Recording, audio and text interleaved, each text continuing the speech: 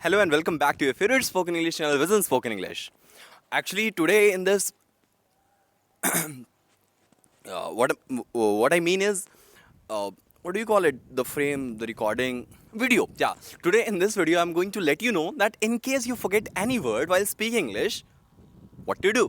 For example, जब भी आप लोगों के सामने कोई भी मैसेज कन्वे कर रहे होते हो, सिर्फ एक वर्ड के भूलने के कारण आप पूरा का पूरा सेंटेंस छोड़ देते हो और इससे इंप्रेशन बहुत गंदी जाती है. So what have you came across this situation? It's been million times it has happened to me, or I'm pretty sure it has happened to you also. In this video, I'll go through some of the solutions for this issue. ये होता तब है जब आप उस word को randomly most of the time use नहीं करते हो और बहुत दिनों बाद जब उसे याद करने की ट्राई करते हो तो ये कैच फाइल में सेव ही नहीं होता.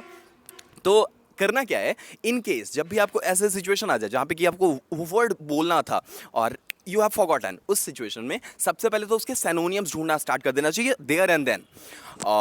फॉर एग्जाम्पल, अगर किसी एक पर्टिकुलर चीज़ के बारे में हमें बात करनी है और हम उसे भूल जाते हैं, जैसे ऑनेस्टी, मैं इस वर्ड को भूल चुका हूँ, ये ऑनेस्टी होती क्या है, तो इसके मैं रैंडम सिनोनिम्स ढूंढूंगा. ऑनेस्टी को किस तरह से बोल सकते हैं? डिसेंसी, ट्रूथफुलनेस और ऐसे कुछ और वर्ड्स यूज़ करके उसके ओवरऑल मीनिंग को हमें दिखाना है. याद रखिएगा, इंग्लिश स्पीकिंग कोई लैंग्वेज नहीं है, ये सिर्फ एक way of way of converting your message, way of representing your message to in front of audience है.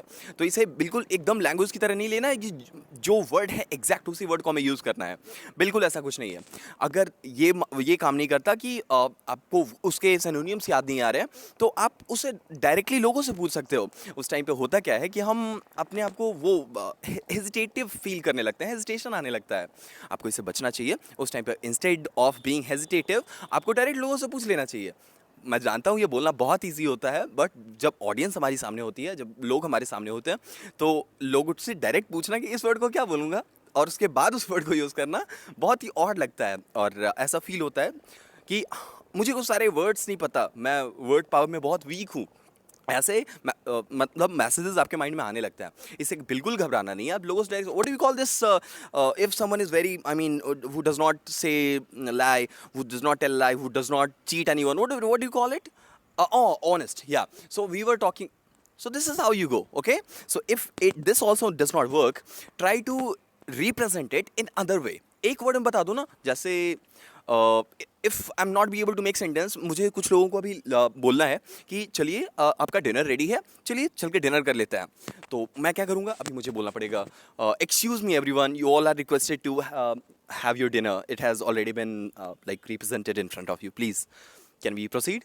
अब इतने बड़े सेंटेंसेस को बनाने में बहुत ज़्यादा हार्ड लगा, कभी कभी ऐसा लगता है, और मुझसे सेंटेंसेस नहीं बन रहे. मैं क्या बोलूँगा? डिनर. एक वर्ड में हमने मैसेज कर लिया.